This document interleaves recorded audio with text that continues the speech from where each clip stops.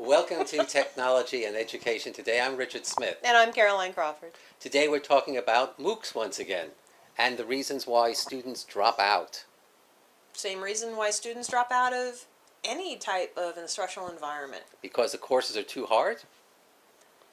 Sometimes that might be true. However, I suggest that instead of a course being difficult, it is the quality of engagement with the instructional material as well as with the colleagues in class. And when I say colleagues, I also include the instructor in that milieu. Oh, okay. So what you're saying is that... Lack of engagement. Lack of engagement, okay. And lack of understanding of the material. It's not that it's a difficult course, it's that perhaps it's not being represented and the students don't have opportunities to engage with the knowledge at different levels of understanding. Well, let's say a MOOC is a massive open online course. So by definition, you could have anywhere from 1,000 to 200,000 or more students in a MOOC. But what's the difference between a MOOC and an online course and a blended learning environment, hybrid, half online, half face-to-face, whatever, and a face-to-face environment? Everything is an instructional environment, so what's the difference? Well, I think the basic difference is that in a MOOC you've got a lot more students than in an online course.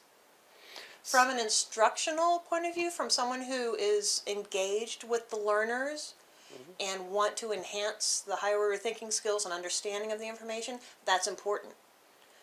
But looking at it from an instructional environment, what's the difference in the instructional environment? It's not the number of students. Yeah. It's engaging with the knowledge in an understandable fashion, working from basic understanding from knowledge level all the way up to higher order thinking skills, the whole Bloom's thing. Or if you want to look at it from Anderson and Krathwohl's digital age revision of Bloom's cognitive taxonomy. Well, What? that said, the dropout rate in MOOCs is presently something like 85 to 95%, depending which MOOC publisher you're talking about. And in an online course, I don't think it's, if a well-written online course, it's anywhere near that. But it gets back to what you were saying.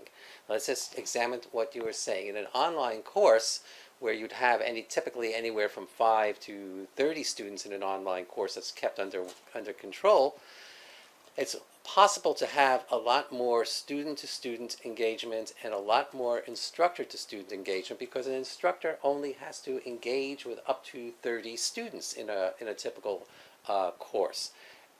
I would suggest the interactive activities going on within any type of instructional environment is far beyond merely instructor to student, instructor. Well, right, but wait a second, wait. Significantly. Right, but let me make the point. In a MOOC, let's say you have 50,000 students.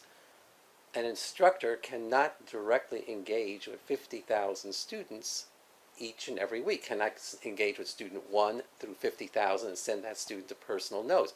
But in an online course where there are only 30 students, yes, that's possible.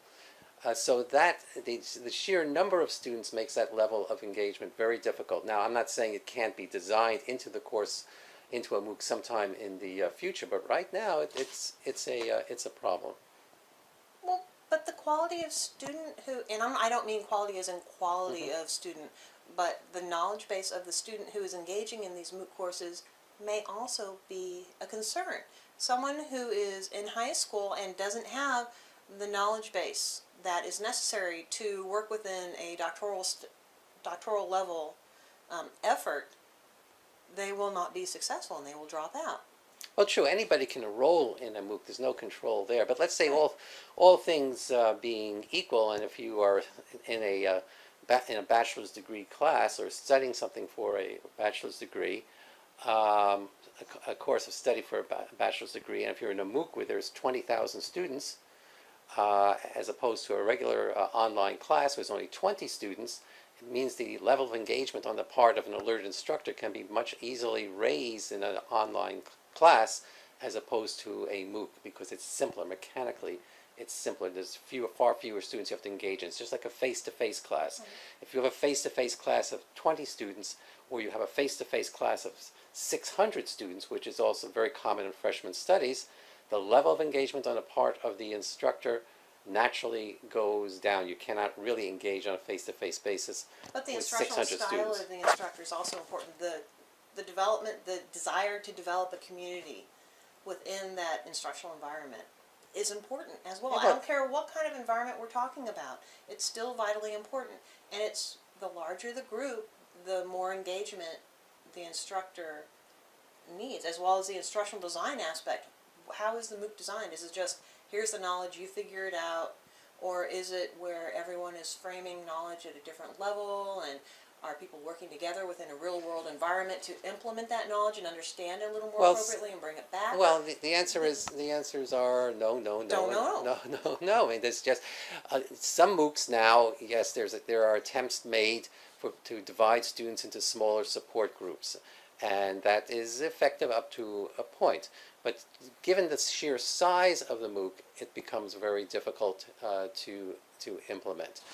You have leaders within a subject area within a MOOC that would take maybe, who knows, 50 to 100 students and work them as a group, but then you need to have a whole lot of leaders to engage in that type of And we're talking about support. people who are not being reimbursed. There is no salary allocation associated with this. It's just the goodness of their heart, and they want to test it and see what it's Well, like. there are basically two different types of MOOCs, as far as I'm concerned. There were 'Cause one, that's a lot of time and effort for somebody who's getting no sense of reimbursement other than the feel-good effect. right. One, there are MOOCs offered by universities, and two, there are the original MOOCs, which were standalone MOOCs, which could be offered by a private publishing house, and originally these came, they were offered absolutely free, and then, as you just alluded to, the people who created these courses realized that, oh gosh, That's a lot of time and effort for no return on investment. A lot of time and effort. And I'm giving away all of my knowledge base for free. Why do they still need to have me around? So what's the next step? We say, well, we're going to put in a level of certification, and if you want the certification that you've completed this MOOC successfully, you're going to have to spend X amount of money to get the certification, and that's when you get into all these badges and so on and so forth.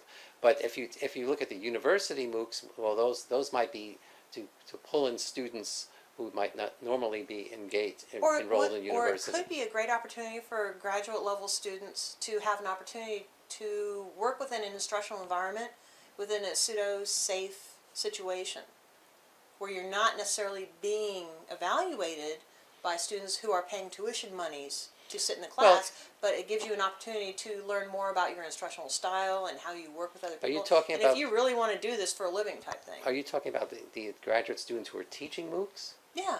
Yeah, oh, sure. Who are overseeing, not teaching, but instructing and collaborating within a MOOC environment. Right, but on the university level, so you would have originally MOOCs that would introduce students all over the world to what your course offerings are. And you walk around and say, oh, we have 100,000 students across the world taking our great physics course, not necessarily receiving certification, but then eventually you're going to receive pressure that the students who are taking these courses want to be able to get some sort of credit for them so that they can get jobs either in their home companies or someplace else, and that's when you get into the certification approach. Well, on the other hand, like in where I work, they have a master's degree program that has stats and research courses in it. And a lot of the students come out suggesting that they would like an enhanced understanding of that material.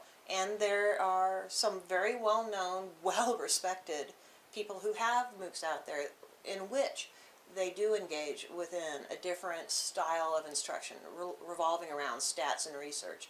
And that would be a great opportunity for graduate students, for faculty who may not have a stronghold on something, they want to learn more about it, to go through those courses. Absolutely awesome. But that's a specific need that these MOOCs are addressing. Well, let's just get to the understanding that before you had these MOOCs, this knowledge. You read a book. Yes, this knowledge was available to you simply by reading the textbook. And studying hard and getting in study groups. And studying on your own. And carefully choosing who your instructor would be. The concept of the MOOC itself, the idea of distributing education over a wide range of people around the world, it's not new, it's just facilitated by technology. Right. And in doing so, there are a lot of problems that need to be worked out in terms of retaining students, in terms of the instructional design. But the general idea of providing free knowledge, that that's been around for a while, and part of that's Sure. we've also called in the United States public libraries. There are thousands upon thousands of immigrants Different who got ways of gleaning information. who got an education in public libraries rather than going through public schools. But that's a different story. For Technology and Education Today, I'm Richard Smith. And I'm Caroline Crawford. Bye!